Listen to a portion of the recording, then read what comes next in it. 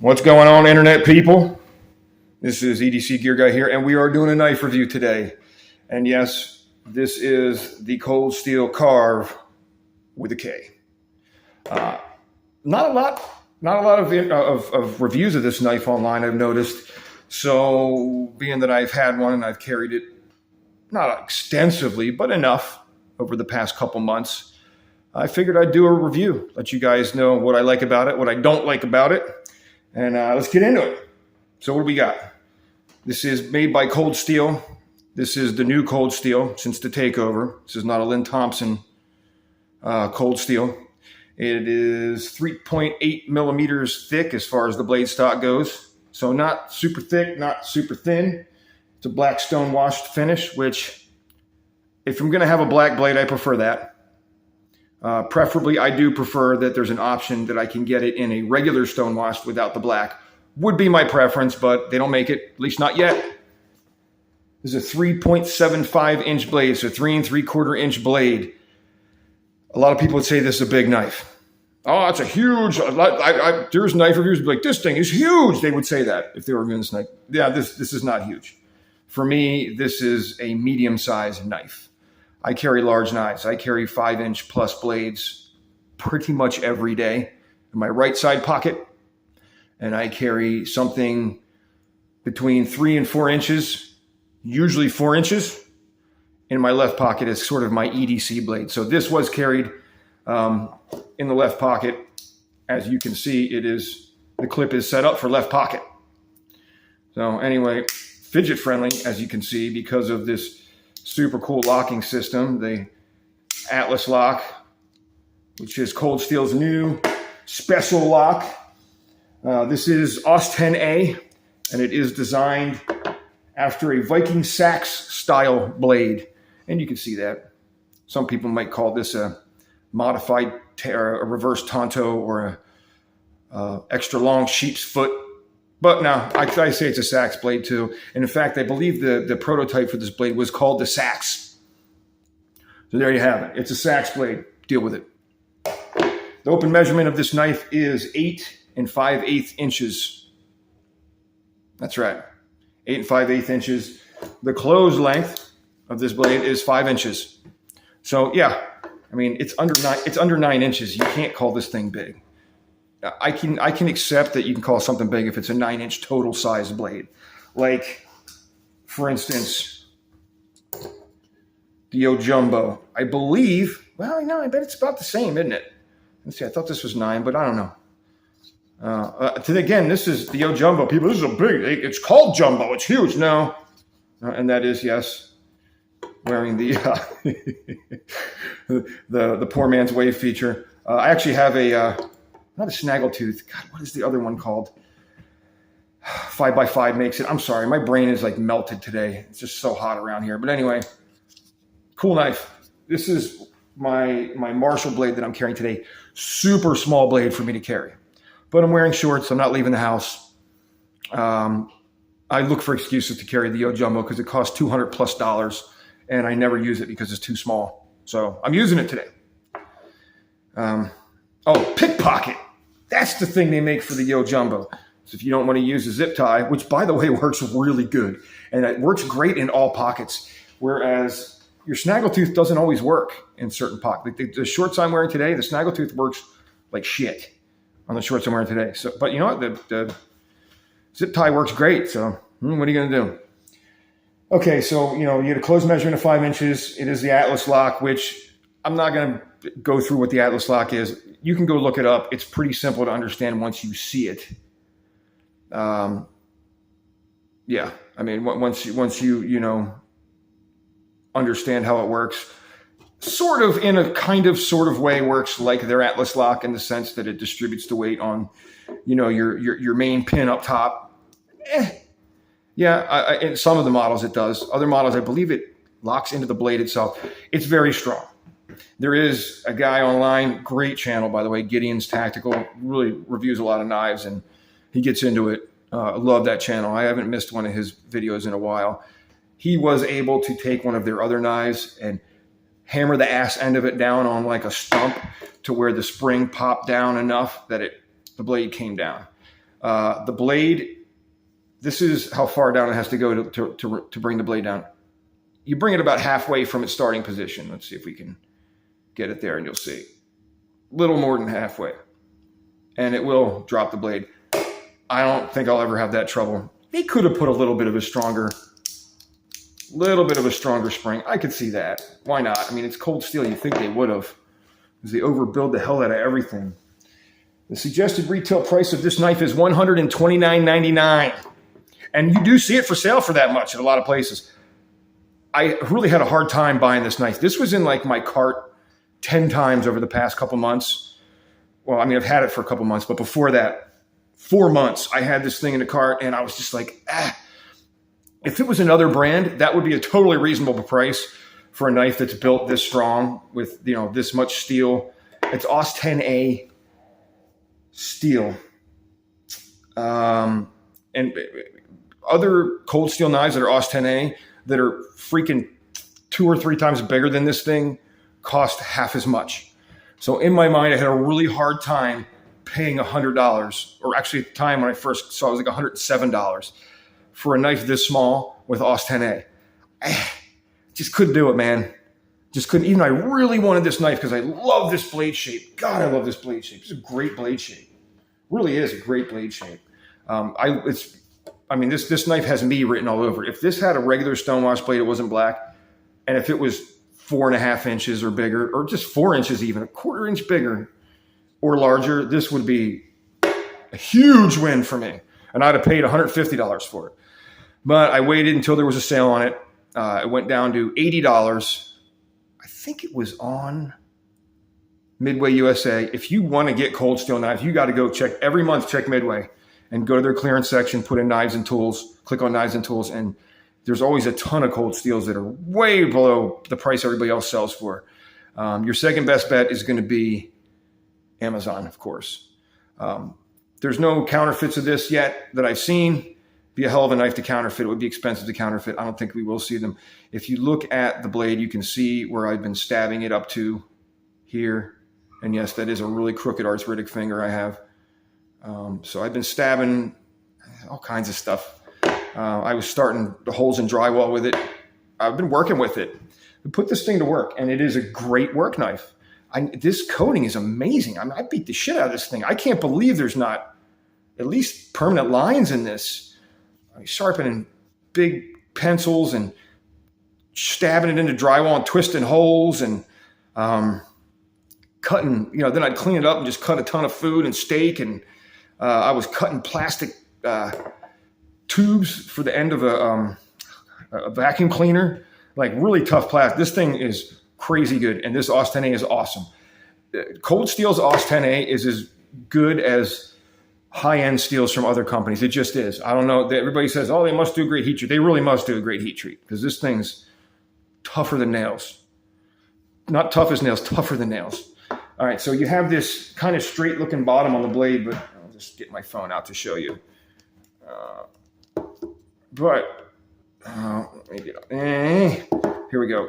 As you can see, you actually have a decent amount of belly on this thing for how straight it looks. So it's actually got some good belly. You could cut food and things with it and get some good cuts. You got this tip. So obviously if you're going to use this for self-defense, you're coming down on somebody, you're going to get some deep, nasty wounds. It's going to be great for stabbing. When you stab with a Warncliffe type or Sachs type blade, the tip penetrates and the top part of this will push up against the flesh and the bottom will just cut down into the person. And with a blade this tough, once you get past that tip, you can stab and twist and it'll open somebody up and you'll get a good bleeder going. So I guess I kind of just got into the next point. What is this thing going to be good for? It's a great work knife, obviously, as I said, and it really is. It's a really good work knife. And it obviously is a good self-defense knife, just, by the nature of its design. For me, not so much. More of a work knife. If I'm going to carry something, I want something with more reach. I need a 4-inch blade. 3.75 is, I could use this, I suppose. And it is a weird blade size. The world is just flooded with friggin' 3 to 3.5 inch blades. Everybody, like, why? Why don't people realize there's a huge market for bigger knives and bigger blades? I don't get it. But anyway, so yeah, I mean, the suggested retail price is $130. You can now find these on Amazon. They're like in the 90s.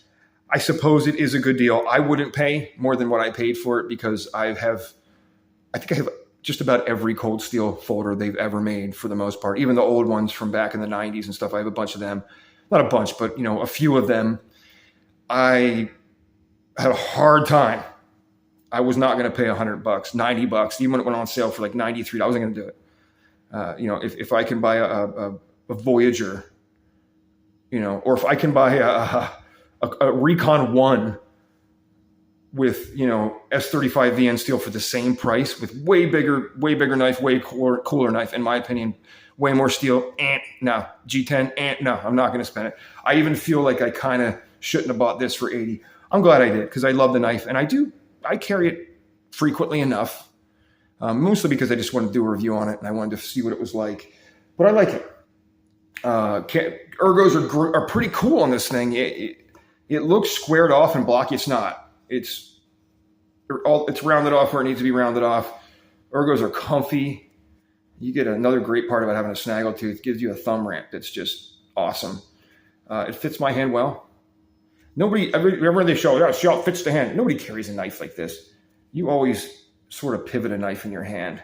And your fingers, if you're a real knife person, you use your knives, you'll realize you rarely do this. You can't get any action with this. You have to sort of pivot your hand back. So anyway, but it works good in all those. I like that it has this big finger guard, something that's really lacking in a lot of other knives that are self-defense styled knives and work knives for that matter. If you watch enough ID channel like me and you see these murder shows, these, murder detective shows, real life murders, and they go over the whole murder and the detective, what they went through, you'll see they catch a lot of people because their fingers are jacked up because when they're stabbing the other person, their hand slips up and gets cut on the blade. Oftentimes because they grab the butcher knife or something out of the kitchen or a paring knife or, a steak knife. But other times it's, point is you need something like this, even for work or for self-defense. This thing will cut deep, self-defense. It is a good work knife. The belly's not huge, but it has some. You have your clip here is fairly deep pocket, which is really rare for cold steel. They're not into deep pocket clips like this. I mean, it's not 100% deep pocket. You can see you'll have a little bit of that triangle, which is steel, with a lanyard hole, but that itself could be a good pain compliance type thing, or a skull knocker, glass breaker kind of a thing. This knife is fidget friendly as all hell. Really, really, really cool. It's also, you can just flick it out with the wrist. It pops right out. I've noticed that with all the Atlas locks I've tried, which isn't many. Thumb stud action, great. It's not the original thumb stud, obviously. For me, I like to wave my blades, even my EDC blades that go in my left pocket, where this obviously goes, as you can tell by the placement of the clip. I had reversed it so I can put this in my left pocket because I'm going to use this as a work/EDC knife. It's too small for me to really consider as a self-defense knife. In a pinch, I suppose, yeah, I would go for it. But for a lot of you, this might be perfect for you. Self-defense. It's bigger than what most people carry. Most people carry a 3.5-inch blade for self-defense. For me, that's just, I don't know how I'm going to defend myself with a little pussy-ass 3.5-inch blade. It's just not going to work for me. I want reach. I'm not a trained knife fighter. I'm not good at that. Unless I have to carry something small, if I go into a jurisdiction that requires it, okay. And I have knives for that purpose. Stay tuned or check out those reviews on those knives. The Poor Man Yojimbo video that's coming out will explain all that. But yeah, okay. For a lot of you, this is going to be a big knife for self-defense. Not for me. I'm not trained. I want reach. I want to keep someone at bay, period. It's the way it is. So I normally carry a 5-inch or bigger blade, usually 5.5 or bigger, actually. And yes, almost exclusively cold steel because nobody else makes blades that are worthy. Nobody else makes blades that are worthy for self-defense in that size. Instead, it'll be a liner lock or something like that. I don't trust a liner lock to defend myself with. I just don't. Unless it's a Cold Steel. They make awesome liner locks. As you can tell, I'm a Cold Steel fanboy. So you get this deep carry pocket clip. For me, I had to put a little knot on the end of it, as you can see, so that I can pull this out and wave it without it cutting my fingers. So to give you an idea, okay, you grab it here to pull it out. That tip is going to just gash you up, man. And you see I got a good 1/2 inch of tip. If you pinch on the end, even then, if I'm pinching, it's still going to get you. So if you plan on waving this knife, you're going to have to put a lanyard on it of some kind. Just the way it is. Cold Steel says it's 5.5 ounces on their website and on the box. I'm getting exactly 6 ounces on my scale. So they're pretty far off with the weight. And that was before I put the lanyard on it. And although that was with this, but there's no way that this piece of aluminum is an extra 1/2 ounce. No chance. So really you're looking at a 6 ounce knife. It's heavy is the point. For a knife with a blade this size, it's a heavy knife. And we get to the next point. This, well, it looks kind of thin and tapered. It's a beast. It's a beastly knife. You have your aluminum backspacer here. Obviously your steel lock bar. Fairly thick blade with a fairly robust grind. Atlas lock is a lot of steel for a lock. And yeah, it's heavy. The G10 is thin, very thin, as you can see, but it's G10. G10 adds weight too. The edge thickness behind the blade, I don't know. I haven't looked it up. I haven't tested it. This blade, it looks almost hollow ground, doesn't it? Like it's a modified hollow grind. I don't think it is, but it cuts like a son of a bitch, man. For what it is, wow, this thing's a great cutter. It slices great. Yeah, it kind of like splits apples, like a log splitter, things like that. But it cuts. Things I don't like about this knife: the deep carry pocket clip. I've already gone through that. I don't like it. I'd rather have something where I don't have to put a knot on the end of it or a lanyard. The diamond-like coating, I simply prefer naked steel, be it stone-washed, satin finish, whatever. But if I'm going to have a black coating, I like it stone-washed like this. Again, something I mentioned, the price versus materials, AUS 10A. They should 100% make this knife in S35 yen with a regular stone-washed blade, in my opinion. And then it would be worth $100 all day, or $125 all day. Blade length, I've been through this too. I don't know why they didn't make this at least 4 inches long. I don't know why. I feel like Cold Steel, they kind of effed up here. A knife like this should have been made with a longer blade. That being said, 3 3/4 inches, 3.75 inches is better than 3.5.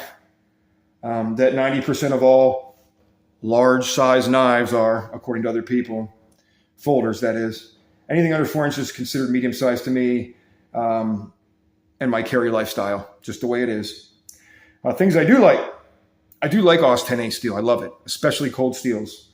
Not just for the price, but I do love, for the price of this knife, I don't love it, but I do love Cold Steel's AUS 10A. Stays sharp longer than my VG10 blades, sharpens to a razor edge, very stainless, and all the things that AUS 10A is. I love the awesome and aggressive blade shape. This is an awesome, menacing looking blade shape. It will undoubtedly make a great utility blade, and despite its stunted blade size of 3 3/4 inches, this blade shape with fairly thick blade stock combined with extremely sharp and stout grind will cut deep and leave grievous wounds on an attacker. It will. And it will be good for work. I like the very comfy and super strong handle. The handle is this thing is very, very robust in the handle, as much as it doesn't look it. It's steel liners, nice size finger guard to protect your fingers and hands, big lock, a lot of metal in there. I like that. I'm not scared to carry something heavy like a lot of people are. And that goes for guns too. I carry revolvers all the time. I carry metal framed semi-autos all the time. I like the steel lanyard holes that double as an effective skull crusher. Closed up, it would make a decent pain compliance device, for instance. Another thing I like about this that I didn't mention before is if you didn't have this anyway, which most of you won't, you could use this as a cabotin, I guess is the way to say it. And I love the Atlas lock. You know, it's a heavy use self-defense utility work knife with a fidget toy of epic proportions built into it with the Atlas lock. I think that's great.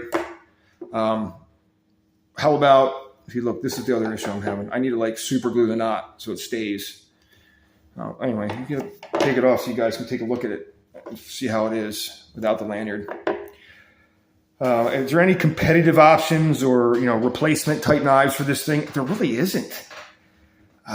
Really short of, I guess, like the Yo Jimbo or Yo Jumbo with this blade shape. The blade shape combined with the size, really weird size, 3 3/4. Not a lot of knives at 3 3/4. You got a decent amount at 4.